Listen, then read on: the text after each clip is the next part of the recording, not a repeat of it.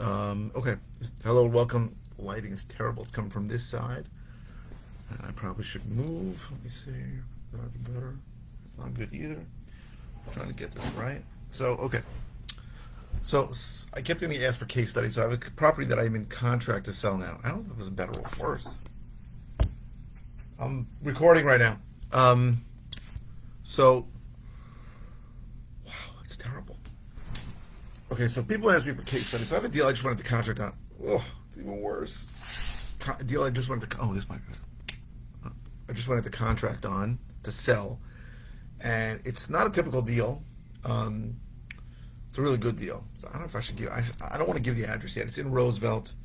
When I close on it, I'm in contract to sell. Then I'll go through the details. It has potential to be a grand slam deal. So just tell you, I am a big baseball fan. I love the New York Mets, even though they haven't won a World Series since 1986 when I was 15. But I sort of think that my average deal is probably around 30 grand. I figure that's a single.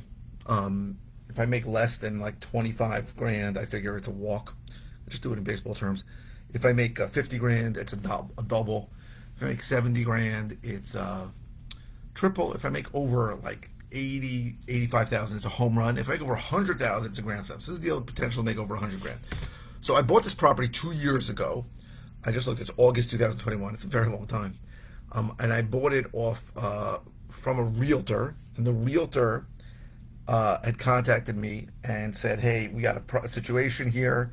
You got to take a property with the tenants who are not cooperative." And at the time, I didn't really understand. Is that better or worse? I don't understand what was going on. But I said I need to get inside, so she got me inside, and I met with the occupant. At the time, there were subleases, and I saw the owners. He had the same last name as the owners who lived out of state. I think they had sort of let him use it, but they didn't realize he was subleasing it. So upstairs there were people who weren't paying rent, and in the basement there was somebody who wasn't paying rent, and he was sort of occupying the first floor. I think he might have subleased one of the rooms on the first floor too, but it wasn't in such bad shape. Kitchen wasn't terrible. Flooring looked okay. A couple of little things needed to be done, but it didn't look so bad. And I bought it for around $338,000, which at the time I believed was about $100,000 less than what it was worth. Um, and I figured I'd get the people out. Now, it took much longer than I thought, right? Because I just got people out a couple of months ago. So it took me a year and a half to get everyone out. First of all, the moratorium didn't get lifted till 2022 in February. So that was already 8 months of nothing. Then I had to pay money for the eviction, which wasn't a lot. I don't know, say $5,000. Um, and I paid that guy, I think, $5,000 to leave. He left. But I still had to deal with the basement tenant who really fought me tooth and nail and eventually left without me paying anything. But obviously it cost money as I was holding it. Um, then when he left, I started doing a little bit of work, minimal work. I think I put in another 5 grand into the property. So let's say $15,000 in cost. But I had almost going on 2 years of interest, 2 years of taxes, 2 years of all that crap. I couldn't end up with close to, I don't know, $90,000 in costs after everything. But I'm in contract to sell it for 545, so it's over $200,000 more than I paid. So it's conceivable. Hopefully, this buyer will come through, and also, of course, the buyer asked me to do some things which I'm doing now, so maybe I have another few $1,000s in cost. It's conceivable that I could make well over $100,000 on the deal. So a couple of things. Now, I am fortunate to have pretty good lenders who don't require monthly payments. I mean, some of my lenders do. My hard money lenders do. This is a private lender who's happy waiting for. He's happy waiting for the interest at the end. So that's good because it would have been a lot of money out of pocket. I mean, he's going to get paid when we sell the property. Also, I understand the eviction process very well. I know how it works. It was a little bit unknown during the moratorium of how long something was going to take, but I figured worst case it wouldn't take this long. But in the end, a couple of things happened. So it's a lower end area. Roosevelt is sort of a lower end area, and what I've seen certainly, and this has been the case, longer for very long, many years, over a decade. The lower priced areas are going to do very well, always. Now you say, why? That's crap. It's the hood. Roosevelt's not a bad area. There are very few areas that I would consider Long Island that are the hood. But there's always affordability, right? Affordability. People want to buy a house for $500,000. There's just not that many houses out there.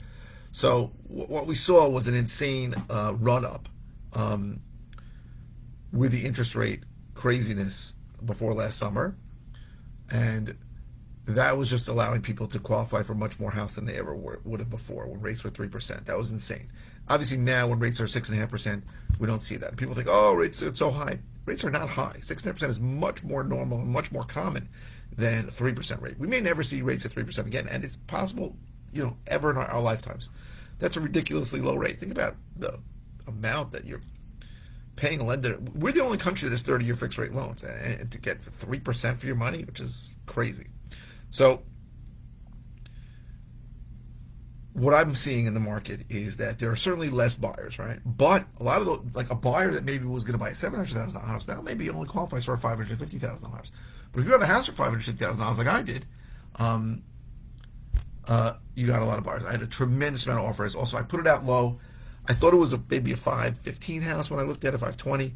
I put it out at 499 and really had a feeding frenzy of people, maybe 20 offers for it. People yelling at me, screaming at me that they wanted it.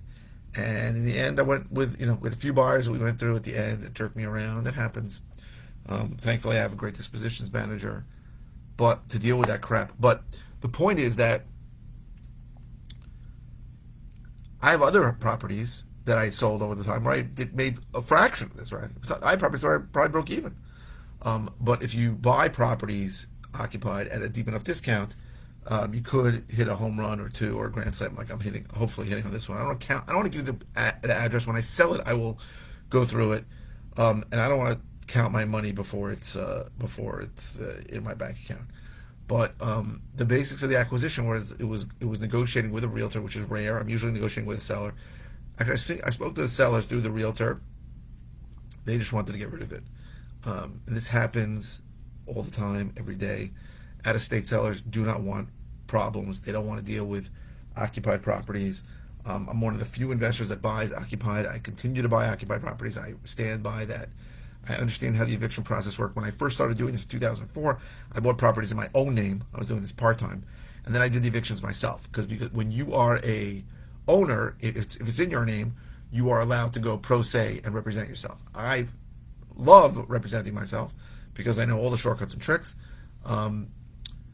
But once you own a property in an LLC or any kind of corporation, you are not allowed to go pro se. The entity has to hire an attorney. So I have attorneys. I have good attorneys. If anybody wants to know eviction attorneys, it does take a long time. The only, first thing I did is go to the people in the house and offer them money to go.